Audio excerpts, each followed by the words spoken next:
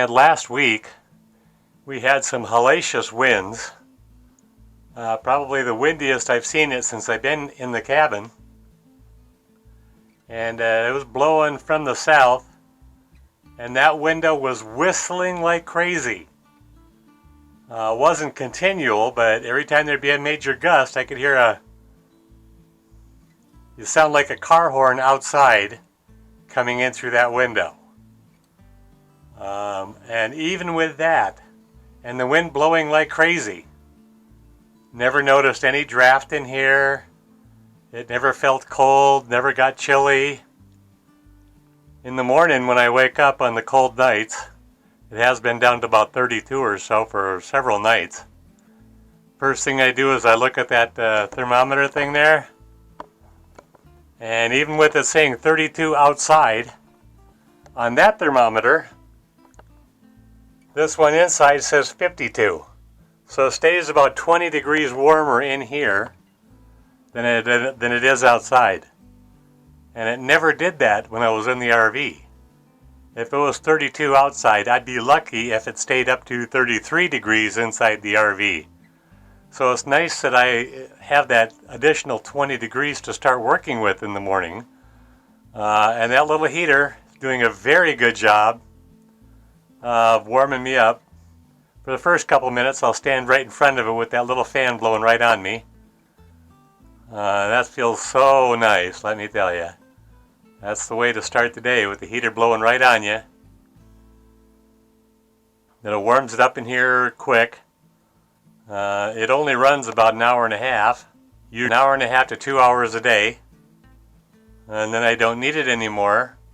And now, for example, it's only 11:30. And it's already getting too warm in here. So I'm going to open up the doors to get some fresh air. And the heater's been off since, well, I turned it off this morning about 8:30. So there has been a couple of mornings when I use the Mr. Heater Buddy, or Mr. Buddy Heater, whichever way that works, and supplement with that little wall heater to warm it up quick, because it just felt too cold. But like I said, I love that little 10,000 BTU wall furnace, vent-free, propane, blue flame heater. It'd be nice if I had a 20,000 for warming it up even quicker, but then it would use twice as much fuel every time it was turned on. And now there's lots of times if it's going to be cloudy and cool all day. There's been a couple days when it only got up to about mid-50s for high temperatures.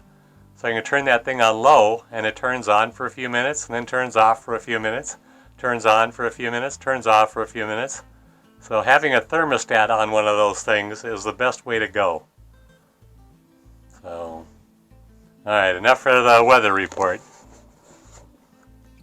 A couple days ago, I gave myself a makeover, I guess you want to call it. Trimmed off the beard, cut the hair, but the big thing was cutting off the beard.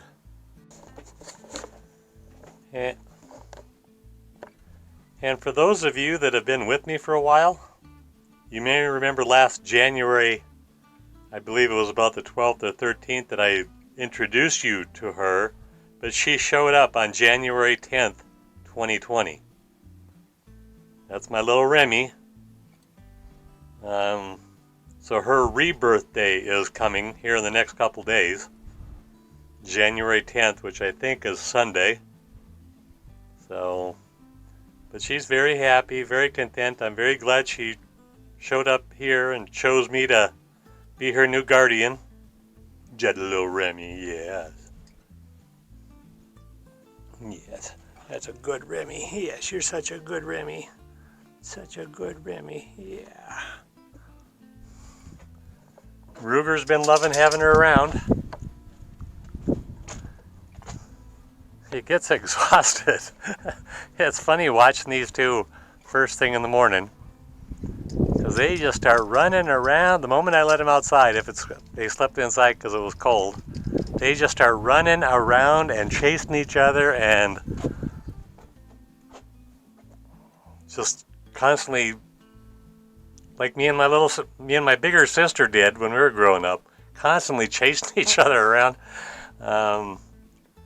But yeah, as Ruger gets exhausted, Remy gets exhausted. It's great having these two puppies here. You gonna come back for nappy now, Remy? Huh? You gonna come back for nappies? Hmm? Yeah. You good puppy. You're such a good puppy. Yeah. You're such a good puppy. Yes, you are. All right.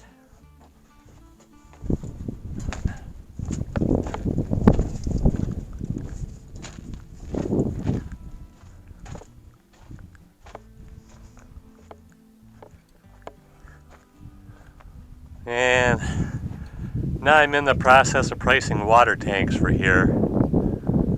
I've pretty much given up on the water totes, because to find one that I would trust to use would take 4 of them to get about 1,000 gallons, and that would cost close to $800. For another $100, I can get 2 brand new tanks, something similar to these tanks, but smaller, of course. I can get a 500 gallon for there, and I think it's a 650 for over there by the awning for the RV, from Home Depot delivered. I'm in talks with one of the tank companies to see what they'll charge me for shipping. But Home Depot will deliver 2 of them for $55. The tank companies I'm dealing with are charging $265, but their tanks are cheaper, so, you know, trying to find out how much cheaper they're actually going to sell it to me. What? What you want? You can't go in the house. You can't go in the house. Yeah, you just want some loving. That's all. You just want some loving. That's all you live for, is a little bit of loving. That's my Remy. Yeah. Nice little breeze today. It's supposed to be high about 73 here. 73 tomorrow. And then this weekend, supposed to be highs in the mid-60s. But this is the middle of January, so this is the kind of suffering we have to do for our wintertime temperatures. And there's the bird of paradise. Hasn't died yet. I've covered it when it's gotten too cold around here. And I keep the fencing around it to keep the rabbits off of it until it starts to grow.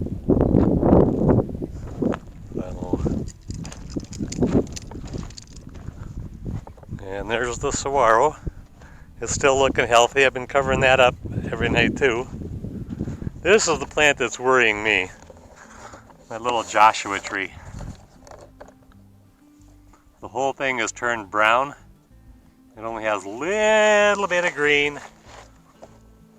And a couple of the stalks right there.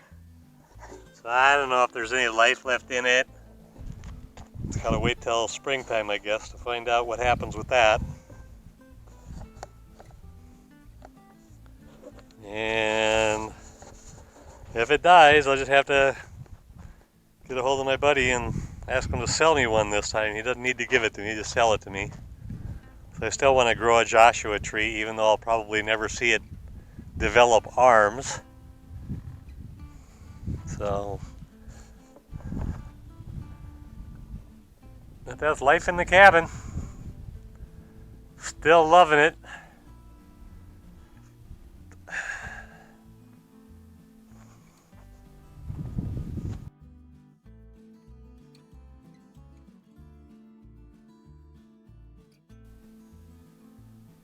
And you can see, I don't know, right next to the green trailer over there, you can see there's an RV park. That's my water leaser.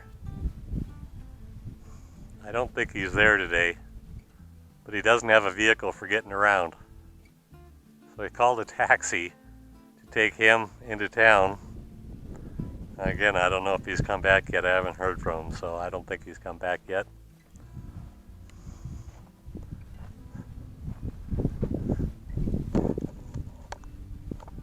It's just beautiful here today. Still a little too early for that little breeze to warm up.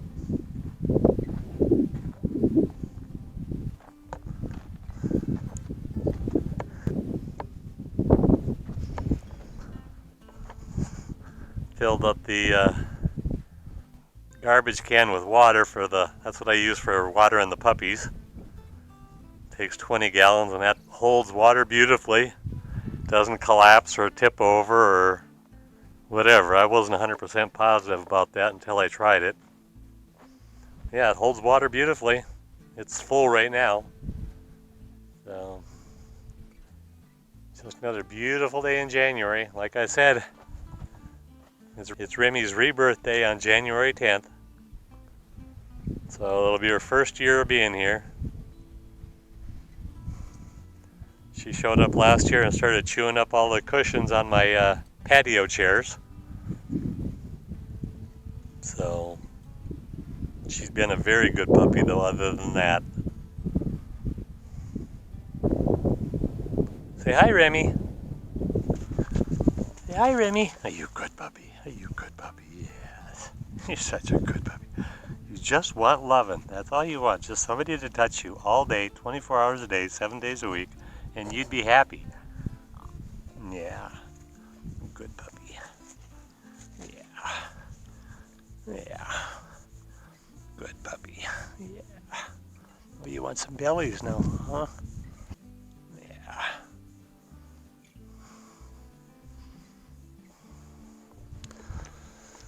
That's as far as the updates for this week go. I said I'm so happy with the warmth that this little cabin is offering, even when it's cold outside or windy outside or cloudy outside. I'm not having to run that little propane wall heater all day to just try and keep it livable. I know there were plenty of days last winter. Now, it may have been a little colder last winter, I'm not positive, where that thing was running all day just to keep it comfortable, that I could tolerate it. The year before I had that, and I was using my electric blanket to just try and make it livable, because that first winter was really cold. We had snow on the ground about this time 2 years ago. That was when we had that big snowstorm that came through and blanketed the desert around here. If you're interested, I got videos up from 2 years ago when there was snow here. It was right after I did the video on how to shovel snow in the desert.